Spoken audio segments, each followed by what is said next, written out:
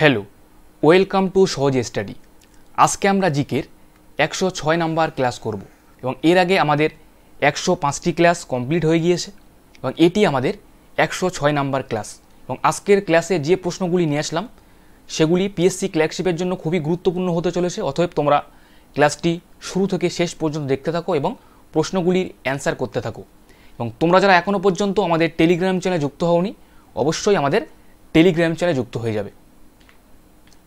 First প্রশ্ন, কোন ভারতীয় জাতীয়তাবাদী নেতাকে grand old man of India বলা হয়? তাহলে ফার্স্ট প্রশ্নে এখানে কি বলা হয়েছে?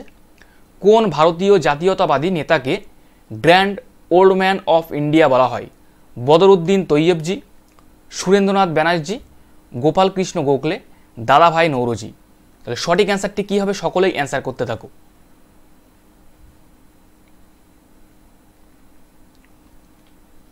দাদাভাই নৌরোজি। দাদাভাই নৌরোজিকে grand old man of India বলা হয়। এছাড়াও এখানে মনে রাখবে, দাদাভাই নৌরোজি ভয়েস অফ ইন্ডিয়া পত্রিকা প্রকাশ করেন। কোন পত্রিকা? Voice of India.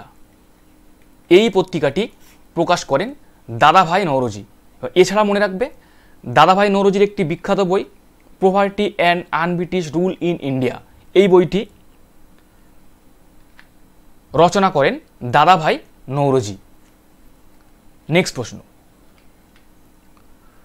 Motor boat চলার সময় উদ্ভূত তরঙ্গগুলি হল তির্যক, অনুদৈর্ঘ্য, তির্যক ও অনুদৈর্ঘ্য কোনোটিই নয়। সকলেই অ্যান্সার করতে থাকো। মোটর বোট চলার সময় উদ্ভূত তরঙ্গগুলি কি?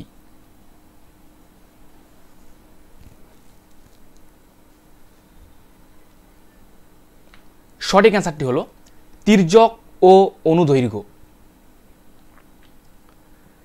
3 নম্বর প্রশ্ন এখানে কি বলা হয়েছে?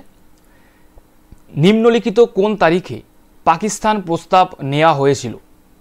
কোন তারিখে পাকিস্তান প্রস্তাব নেওয়া হয়েছিল? 16ই আগস্ট 1946 খ্রিস্টাব্দে, 26শে জানুয়ারি 1935 খ্রিস্টাব্দে, 14ই এপ্রিল 1942 খ্রিস্টাব্দে এবং 23শে মার্চ 1940 খ্রিস্টাব্দে। কত খ্রিস্টাব্দে পাকিস্তান প্রস্তাবটি নেওয়া হয়েছিল? সকলেই অ্যান্সার করতে থাকো।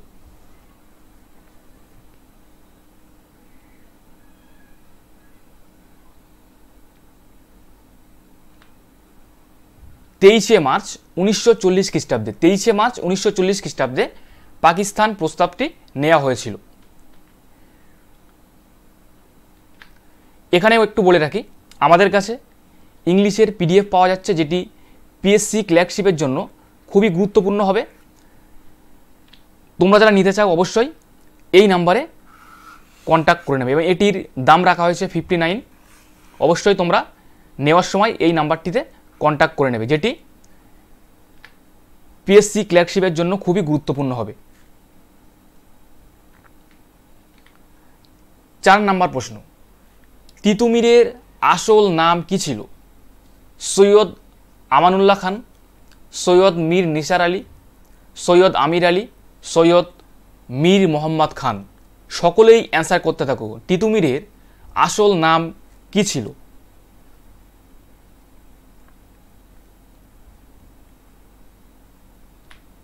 সঠিক অ্যান্সারটি হলো সৈয়দ মীর নাসের আলী, যেটি তিতুমিরের আসল নাম ছিল। এবং এখানে মনে রাখবে যে তিতুমির কোন আন্দোলনের সঙ্গে জড়িত ছিল? মনে রাখবে ওহাবি আন্দোলন। কোন আন্দোলন? ওহাবি আন্দোলনের সঙ্গে জড়িত ছিলেন তিতুমির। এবং ওহাবি কথার অর্থ মনে রাখবে এখানে নবজাগরণ। নবজাগরণ হলো ওহাবি কথার অর্থ।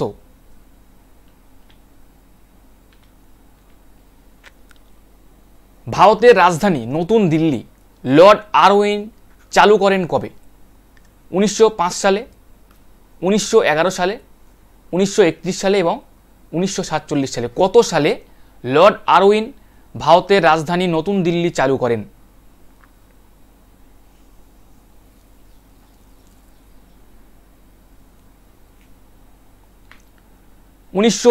সালে। 1931 সালে লর্ড আরউইন নতুন দিল্লি চালু করেন। এবং এখানে মনে রাখবে দিল্লিতে রাজধানী হওয়ার আগে ভারতের রাজধানী ছিল কলকাতা, এবং এই রাজধানী কলকাতা থেকে দিল্লিতে কে নিয়ে যায়? লর্ড হার্ডিস। কে? লর্ড হার্ডিস। লর্ড হার্ডিস কলকাতা থেকে দিল্লিতে রাজধানী নিয়ে যায় 1911 সালে। নেক্সট প্রশ্ন, শকাব্দের সূচনা কবে ঘটে? 78 খ্রিস্টাব্দ, 78 খ্রিস্টপূর্বাব্দ, 178 খ্রিস্টপূর্বাব্দ এবং 178 খ্রিস্টাব্দ। কত সালে শকাব্দ সূচনা হয়? সকলেই অ্যান্সার করতে থাকো।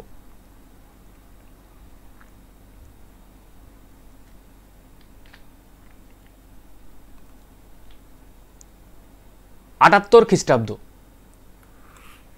শকাব্দের সূচনা ঘটে 78 খ্রিস্টাব্দ। এবং এখানে মনে রাখবে যে শকাব্দের সূচনা কে করেন?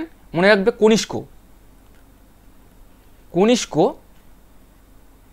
শকাব্দের সূচনা করেন, এবং কনিষ্ক ছিলেন কুষাণ বংশের শ্রেষ্ঠ সম্রাট।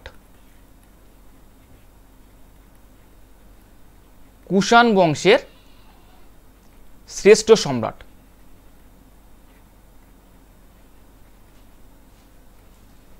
কুষাণ বংশের শ্রেষ্ঠ সম্রাট ছিলেন কনিষ্ক, এবং কনিষ্কের রাজধানী ছিল, মনে রাখবে এখানে, পুরুষপুর বা পেশোয়ার। পুরুষপুর বা পেশোয়ার ছিল কনিষ্কের রাজধানী। পুরুষপুর বা পেশোয়ার।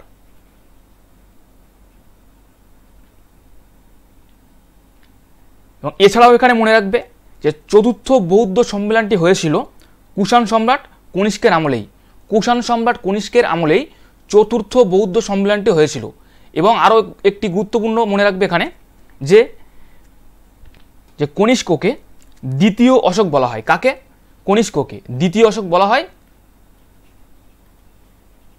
দ্বিতীয় অশোক বলা হয় কনিষ্ককে। নেক্সট প্রশ্ন, শরাবতী জলবিদ্যুৎ প্রকল্প কোথায় অবস্থিত? কেরালা, কর্ণাটক, মহারাষ্ট্র, মধ্যপ্রদেশ। সকলেই অ্যান্সার করতে থাকো। শরাবতী জলবিদ্যুৎ প্রকল্প কোথায় অবস্থিত?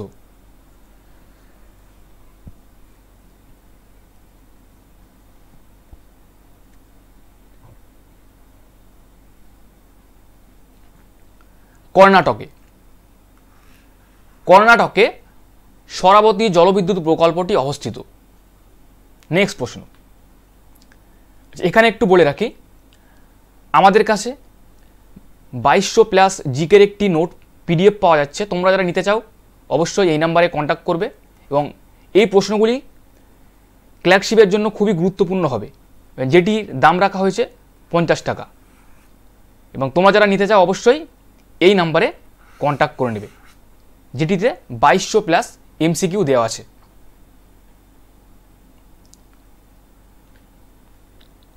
8 নম্বর প্রশ্ন, অনাবশ্যক মহামহিম বলা হয় ভারতের রাষ্ট্রপতিকে, উপরাষ্ট্রপতিকে, রাজ্যপালকে, স্পিকারকে।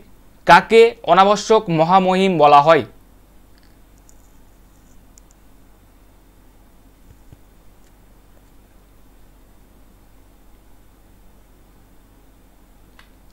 উপরাষ্ট্রপতিকে।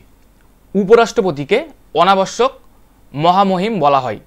আচ্ছা, উপরাষ্ট্রপতির কথা কত নম্বর ধারাতে বলা হয়েছে? মনে রাখবে 63 নম্বর ধারাতে বলা হয়েছে। 63 নম্বর ধারাতে উপরাষ্ট্রপতির কথা বলা হয়েছে। এছাড়াও এখানে মনে রাখবে যে উপরাষ্ট্রপতিকে শপথ বাক্য পাঠ করানকে মনে রাখবে রাষ্ট্রপতি।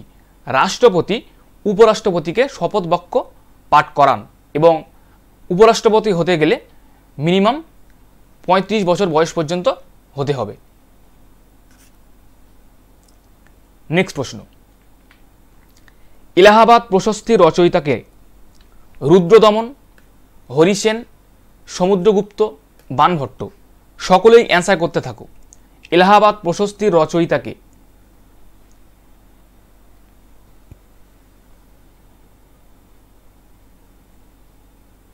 হরিসেন। এলাহাবাদ প্রশস্তির রচয়িতা হলো হরিসেন। এখানে মনে রাখবে যে এলাহাবাদ প্রশস্তি থেকে কার কথা জানা যায়, মনে রাখবে সমুদ্রগুপ্তের কথা জানা যায়। সমুদ্রগুপ্তের কথা জানা যায় এলাহাবাদ প্রশস্তি থেকে, এবং সমুদ্রগুপ্তের সহকবি হলো হরিসেন। সমুদ্রগুপ্তের সহকবি কে তাহলে? হরিসেন।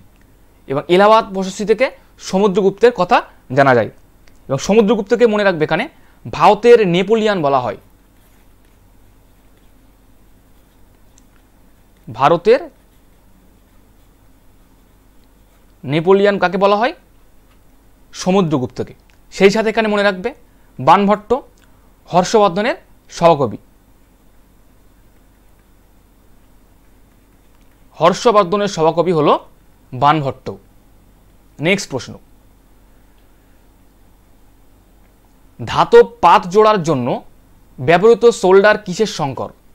লোহা এবং তামা, লোহা এবং জিঙ্ক, টিন এবং তামা, টিন এবং সীসা। সকলেই অ্যান্সার করতে থাকো, সঠিক অ্যান্সারটি কী হবে?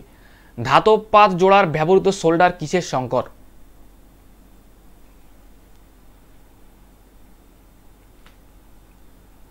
টিন ও সীসা। টিন ও এবং সীসার সোল্ডার হলো ধাতব পাত জোড়ার সংকর। 11 নম্বর প্রশ্ন, ভারতের আদমশুমারি 2011 অনুসারে নিম্নলিখিত কোন কেন্দ্রশাসিত অঞ্চলে সর্বাধিক লিঙ্গ অনুপাত রয়েছে? চণ্ডীগড়, পুদুচেরি, লাক্ষাদ্বীপ, দমন ও দিউ। সকলেই অ্যান্সার করতে থাকো। সর্বাধিক লিঙ্গ অনুপাত রয়েছে কোন কেন্দ্রশাসিত অঞ্চলে?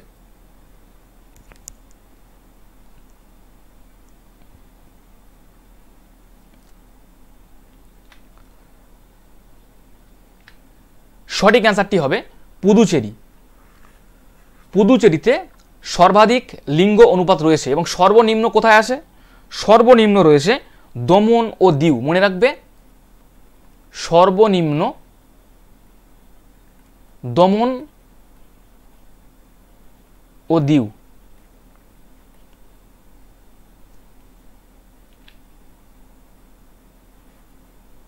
সর্বোচ্চ রয়েছে পুদুচেরিতে এবং সর্বনিম্ন রয়েছে দমন ও দিউতে। এখানে রাজ্যের কথা যদি বলা হয়, সর্বোচ্চ কোন রাজ্যে লিঙ্গ অনুপাত রয়েছে, তাহলে বলা সর্বোচ্চ বললে কেরালা হবে, কেরালাতে। এবং সর্বনিম্ন যদি বলা হয় রাজ্যের ভিত্তিতে, সেটি হলো হরিয়ানা। হরিয়ানাতে সর্বনিম্ন। আর সর্বোচ্চ কেরালাতে। নেক্সট প্রশ্ন, ভারতের আমদানিকৃত পণ্যদ্রব্যের মধ্যে কোন দ্রব্যটির স্থান প্রথমে? সোনা, প্লাটিনাম, পেট্রোলিয়াম পণ্য, অশোধিত পেট্রোলিয়াম পণ্য। সকলেই অ্যান্সার করতে থাকো। ভারতে আমদানিকৃত পণ্যদ্রব্যের মধ্যে কোন দ্রব্যটির স্থান প্রথমে?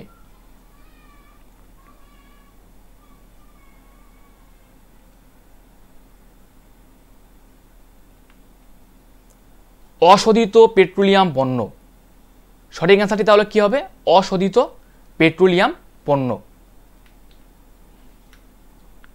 কোন বছরে প্রথম শিল্পনীতির প্রকল্প গ্রহণ করা হয়?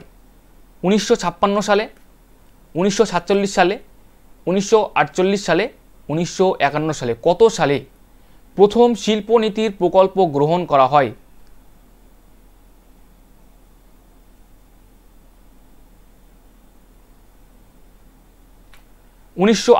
সালে। 1948 সালে প্রথম শিল্পনীতির প্রকল্প গ্রহণ করা হয়। 14 নম্বর প্রশ্ন, সৌরচুল্লী কোন নীতির উপর ভিত্তি করে কাজ করে? বোলোমিটার, পাইরোমিটার, গ্রিন হাউস, সৌর আলোক তড়িৎ কোষ। সকলেই অ্যান্সার করতে থাকো। সৌরচুল্লী কোন নীতির উপর ভিত্তি করে কাজ করে?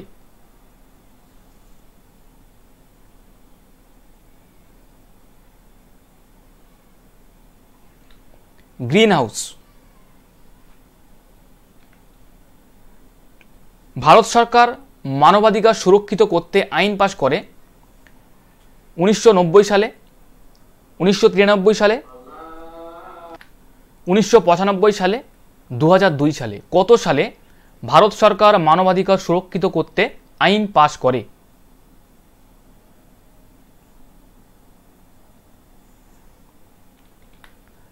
উনিশশো সালে। 1993 সালে ভারত সরকার মানবাধিকার সুরক্ষিত করতে আইন পাশ করে। 16 নম্বর প্রশ্ন, মনসবের অর্থ কি? পদ বা পদমর্যাদা, নিরাপত্তা নিশ্চিত, নিষ্কর ভূমিদান, ধর্মগ্রন্থ। মনসবের অর্থ কি?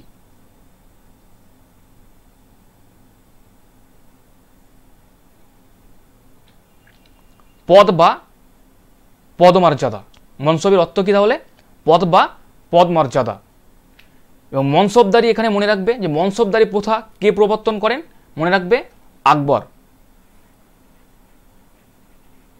আকবর মনসবদারি প্রথা প্রবর্তন করেন। সুপ্রিম কোর্টের বিচারপতি অবসরকালীন বয়স কত? 60 বছর, 62, 65 বছর, 70 বছর। কত বছর বয়সে সুপ্রিম কোর্টের বিচারপতি অবসর নেন বা অবসর হয়?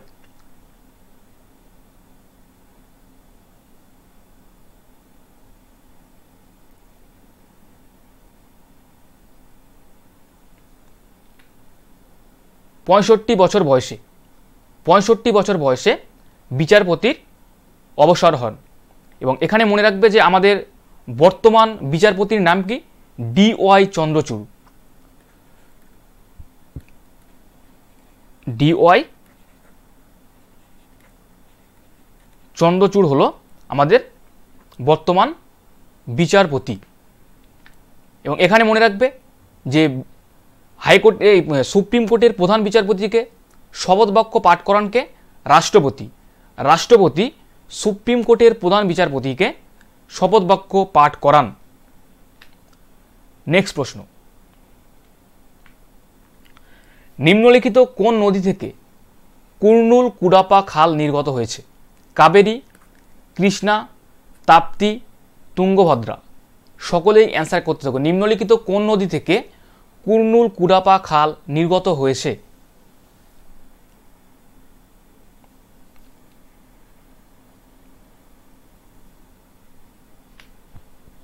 তুঙ্গভদ্রা। সঠিক অ্যান্সারটি তাহলে কি? তুঙ্গভদ্রা। এখানে মনে রাখবে যে কাবেরী নদী উৎপত্তি কোথা থেকে হয়েছে? কর্ণাটকের ব্রহ্মগিরি পর্বত। কর্ণাটকের ব্রহ্মগিরি পর্বত থেকে কাবেরী নদী উৎপত্তি হয়েছে। কৃষ্ণা মনে রাখবে সেই সাথে এখানে কৃষ্ণা নদী উৎপত্তি হয়েছে পশ্চিমঘাট পর্বতমালার মহাবালেশ্বর থেকে।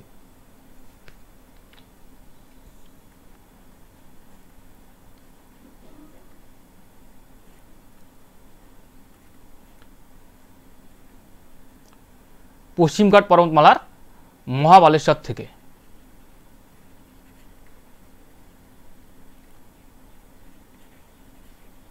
এবং তাপ্তি মনে রাখবে এখানে তাপ্তি নদী মধ্যপ্রদেশের মুলতাই মালভূমি থেকে উৎপত্তি হয়েছে। মধ্যপ্রদেশের মুলতাই মালভূমি। মধ্যপ্রদেশের মুলতাই মালভূমি থেকে উৎপত্তি হয়েছে তাপ্তি নদীর। নেক্সট প্রশ্ন, কেন্দ্রীয় ধান গবেষণাগার অবস্থিত কোথায়? কটকে, ধানবাদে, কানপুরে, কোয়েম্বাটুরে। সকলেই অ্যান্সার করতে থাকবো। কেন্দ্রীয় ধান গবেষণাগার অবস্থিত কোথায়?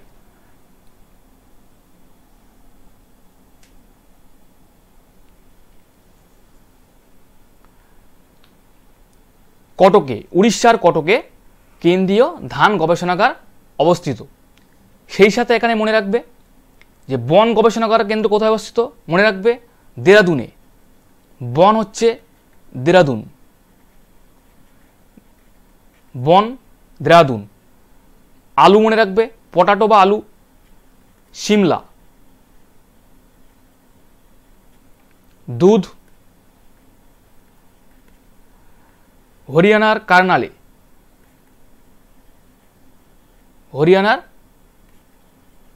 কার্নালে হচ্ছে দুধ গবেষণাগার কেন্দ্রটি অবস্থিত। এবং পাট মনে রাখবে ব্যারাকপুর।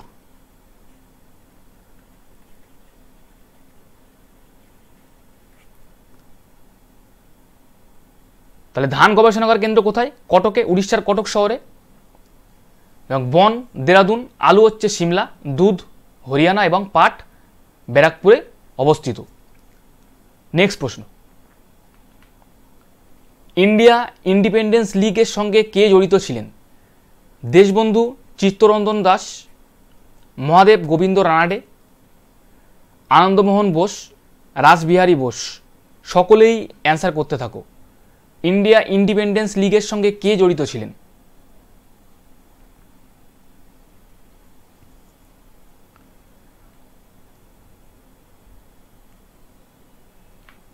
সঠিক অ্যান্সারটি হলো রাসবিহারী বোস। রাসবিহারী বোস ইন্ডিয়া ইন্ডিপেন্ডেন্স লীগের সঙ্গে জড়িত ছিলেন এবং এটি কত খ্রিস্টাব্দে প্রতিষ্ঠা করেছিলেন? 1942 খ্রিস্টাব্দে। কোথায়? টোকিওতে। নেক্সট প্রশ্ন, ভারতের রাষ্ট্রপতি নির্বাচিত হন কার দ্বারা?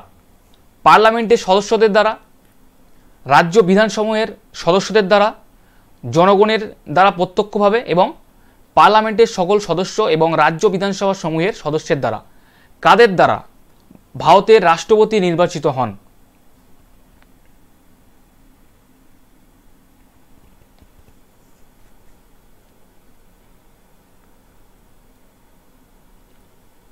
পার্লামেন্টের সকল সদস্য এবং রাজ্য বিধানসভা সমূহের সদস্যদের দ্বারা ভারতের রাষ্ট্রপতি নির্বাচিত হন। এবং এখানে মনে রাখবে ভারতের রাষ্ট্রপতিকে শপথ বাক্য পাঠ করানকে মনে রাখবে সুপ্রিম কোর্টের প্রধান বিচারপতি। সুপ্রিম কোর্টের প্রধান বিচারপতি রাষ্ট্রপতিকে শপথ বাক্য পাঠ করান। এছাড়াও এখানে মনে রাখবে যে রাষ্ট্রপতির অপসারণের কথা কত নম্বর সংবিধানে বলা হয়েছে? 61 নম্বর সংবিধানে। 61 নম্বর সংবিধানে রাষ্ট্রপতির অপসারণের কথা বলা হয়েছে। নেক্সট প্রশ্ন, মহাত্মা গান্ধীর অসহযোগ আন্দোলনের মুখ্য প্রতীক কি ছিল? তার চশমা, তার চরকা, তার ছড়ি এবং তার টুপি। সকলেই অ্যান্সার করতে থাকো। মহাত্মা গান্ধীর অসহযোগ আন্দোলনের মুখ্য প্রতীক কি ছিল?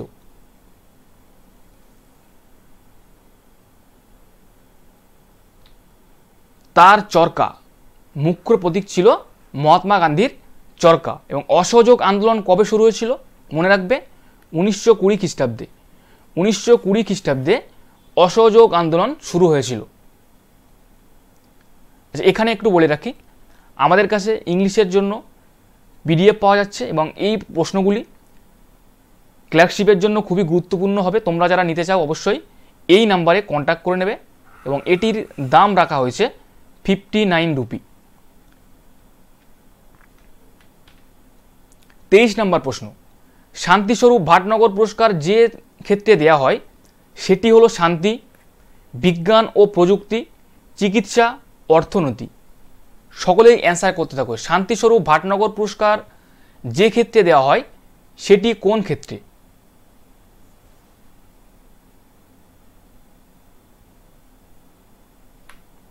বিজ্ঞান ও প্রযুক্তির ক্ষেত্রে। বিজ্ঞান ও প্রযুক্তির ক্ষেত্রে শান্তিস্বরূপ ভাটনগর পুরস্কারটি দেওয়া হয়। 24 নম্বর প্রশ্নে এখানে কি বলা হয়েছে? কোনো জলাধারে ভাসতে থাকা নৌকার যাত্রীরা যদি জলাধার থেকে জলপান করে তবে জলাধারের জলের লেভেল কি হবে? নিচে নেমে যাবে, উপরে উঠবে, বায়ুমণ্ডলীয় চাপের উপর নির্ভর করবে, একই থাকবে। সঠিক অ্যান্সারটি কি হবে? সঠিক অ্যান্সারটি হলো একই থাকবে। 25 নম্বর প্রশ্ন, পুনর্ভবা ও আত্রেয়ী হলো নিম্নলিখিত নদীটির শাখা। কোন নদীটির শাখা? তাহলে কি বলা হয়েছে এখানে? তোরসা, তিস্তা, জলঢাকা, রায়ঢাক। সঠিক অ্যান্সারটি কি হবে? কোন নদীর শাখা পুনর্ভবা ও আত্রি নদী?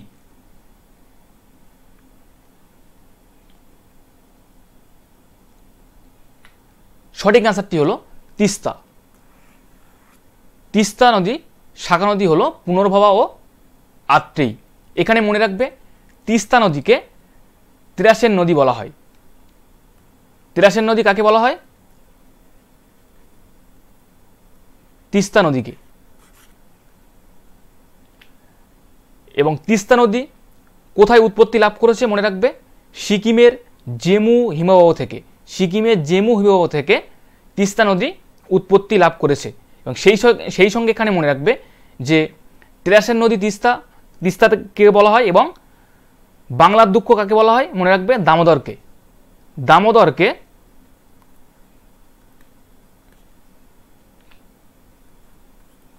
বাংলার দুঃখ বলা হয়।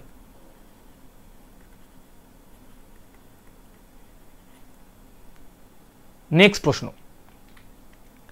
ভারতীয় সংবিধানের 21 নম্বর অনুচ্ছেদে বলা হয়েছে ধর্মীয় স্বাধীনতার কথা, আইনের যথাযথ পদ্ধতি, জীবন ও ব্যক্তি স্বাধীনতার অধিকার, আইন কর্তৃক প্রতিষ্ঠিত পদ্ধতি।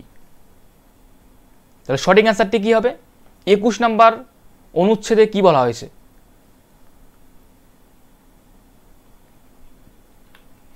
জীবন ও ব্যক্তি স্বাধীনতার অধিকার, এটি 21 নম্বর অনুচ্ছেদে বলা হয়েছে। সেই সাথে এখানে মনে রাখবে যে ধর্মীয় স্বাধীনতার অধিকার কত নম্বর অনুচ্ছেদে বলা হয়েছে? 25 থেকে 28 নম্বর অনুচ্ছেদে ধর্মীয় স্বাধীনতার কথা এখানে বলা হয়েছে। নেক্সট প্রশ্ন, poverty and unbritish rule in India গ্রন্থটির রচয়িতাকে? Romeshchandra Dutt, Dadabhai Naoroji, A O Hume, Amartya Sen. সকলেই অ্যান্সার করতে থাকো। Poverty and unbritish rule in India গ্রন্থটির রচয়িতাকে?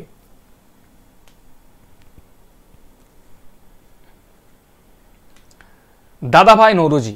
Dadabhai Naoroji poverty and unbritish rule in India এই গ্রন্থটি রচনা করেন। সেই সাথে এখানে মনে রাখবে এ ও হিউম। এ ও হিউমকে, যিনি হলেন জাতীয় কংগ্রেসের প্রতিষ্ঠাতা। জাতীয় কংগ্রেসের প্রতিষ্ঠাতা।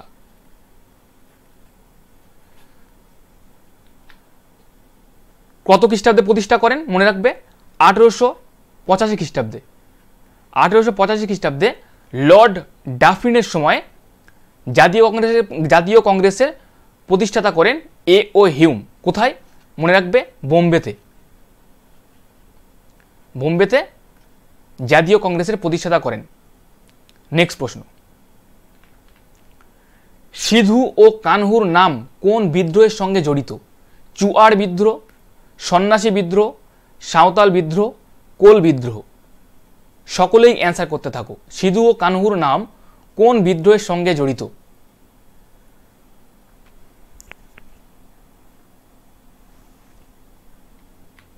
সাঁওতাল বিদ্রোহ। সাঁওতাল বিদ্রোহের সঙ্গে সিধু ও কানহুর নাম জড়িত। এবং সাঁওতাল বিদ্রোহ কত খ্রিস্টাব্দে হয়েছিল? মনে রাখবে 1855 খ্রিস্টাব্দে। 1855 খ্রিস্টাব্দে সাঁওতাল বিদ্রোহ হয়েছিল। 29 নম্বর প্রশ্নে এখানে কি বলা হয়েছে? পেঁয়াজ কাটার সময় চোখ জ্বালা করার কারণ কি? সালফারের জন্য, ক্লোরিনের জন্য, ব্রোমিন, নাইট্রোজেন।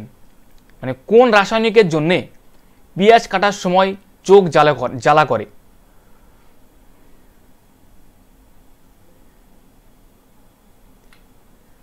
সঠিক অ্যান্সারটি হলো সালফার। সালফারের জন্য পেঁয়াজ কাটার সময় চোখ জ্বালা করে থাকে। 30 নম্বর প্রশ্ন, কে ভারতের প্রথম জাতীয় পতাকার পরিকল্পনা করেন? ভিকোজি রুস্তম কামা, অ্যানি বেসান্ত, সরোজিনী নাইডু, ভগিনী নিবেদিতা। এই প্রশ্নটির সঠিক অ্যান্সারটি কী হবে তোমরা কমেন্ট করে জানাবে। এটি তোমাদের হোমওয়ার্ক থাকলো, অবশ্যই তোমরা 30 নম্বর প্রশ্নের সঠিক অ্যান্সারটি কী হবে কমেন্ট করে জানাবে যে কে ভারতের প্রথম জাতীয় পতাকার পরিকল্পনা করেন। এই ছিল আমাদের 30টার মতো জিকের প্রশ্ন। ক্লাসটি কেমন ছিল অবশ্যই তোমরা কমেন্ট করে জানাবে, এবং প্রশ্নগুলি ক্লার্কশিপের জন্য খুবই গুরুত্বপূর্ণ হবে। অবশ্যই তোমরা ক্লাসটির জন্য একটি লাইক করে দেবে সকলেই। এখানেই আজকে আমরা ক্লাসটি শেষ করব।